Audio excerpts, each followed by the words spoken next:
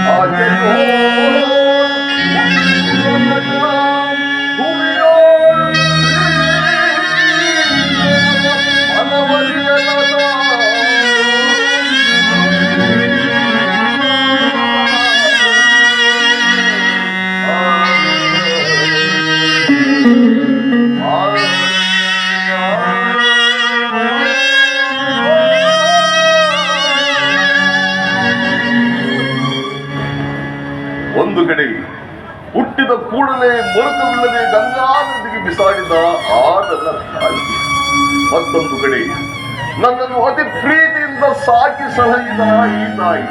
ನಮ್ಮ ನಾನು ಧನ್ಯನಮ್ಮ. ಈ ವೃದ್ಧಾಪದಲ್ಲಿ ನಮ್ಮನ್ನು ನೀನು ಅರಿತುಕೊಂಡು ಈ ಪರಿ